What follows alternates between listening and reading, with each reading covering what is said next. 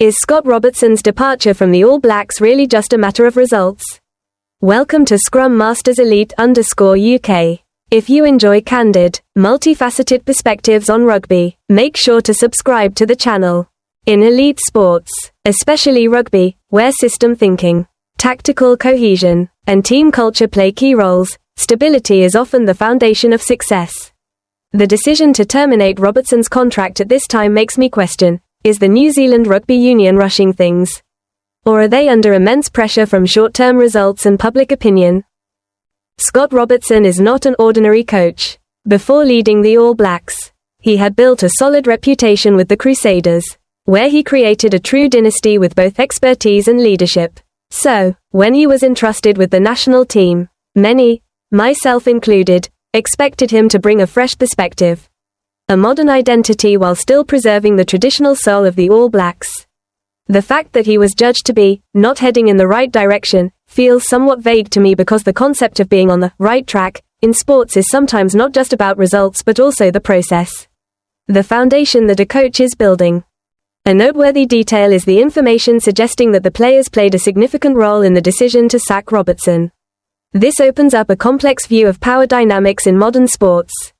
Today, players are no longer just following orders. Absolutely, they have a voice, influence, and can even impact high-level decisions. On the positive side, this shows democracy and respect for those involved. But on the flip side, it raises the question, could player involvement weaken the coach's leadership role? And are those evaluations truly objective, or influenced by personal emotions and short-term interests?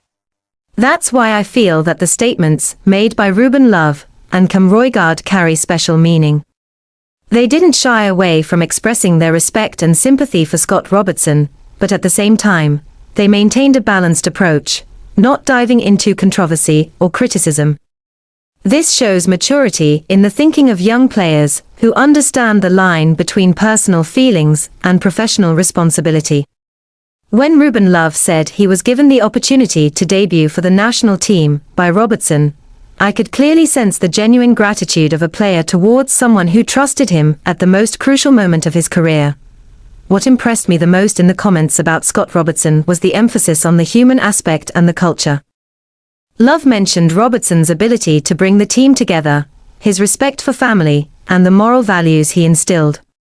In a professional sports environment, where performance pressures sometimes make people seem cold and detached, it is not easy for a coach to prioritize family and human values. This makes me think that, even if he may not have achieved the expected results, he left a profound spiritual mark. The statement that every time he talks about family, his eyes light up is a very real, very human detail, and it paints Scott Robertson not only as a coach, but as a person full of emotion. I believe that in elite sports, coaches like him may not always be immediately recognized, but in the long run, they often leave a lasting legacy. A strong team doesn't only need good tactics, it also needs individuals who are connected by respect and understanding. However, the fact that the internal culture of the All Blacks under Robertson was considered a problem during the evaluation process is something that confuses me. On one hand, players praise his ability to build culture.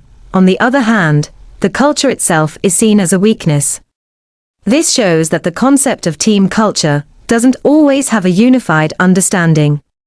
Maybe Robertson was trying to change some old values, while others wanted to preserve tradition. The conflict between innovation and preservation is common in large organizations, and the All Blacks are no exception. Cam Roigard's perspective adds another layer of emotion to the story. When he said that the way things ended was unacceptable, I could sense regret and even helplessness. In sports, not all efforts and dedication are rewarded fairly. There are coaches who pour their hearts into their work, but still have to leave due to systemic decisions.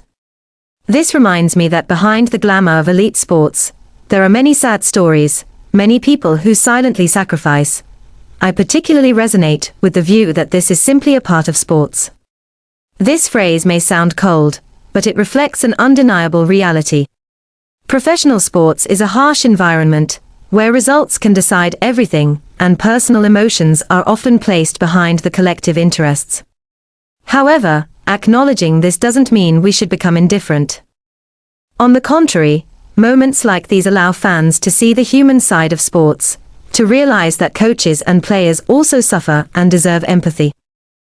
From a personal perspective, I think Scott Robertson's sacking is a high-risk decision and could have long-term consequences. If the All Blacks succeed in the near future, this decision may be seen as justified, but if the team faces difficulties, public pressure will mount, and people will continue to ask whether Robertson really needed to leave. In sports, history is often written by the winners, but human emotions are not easily erased.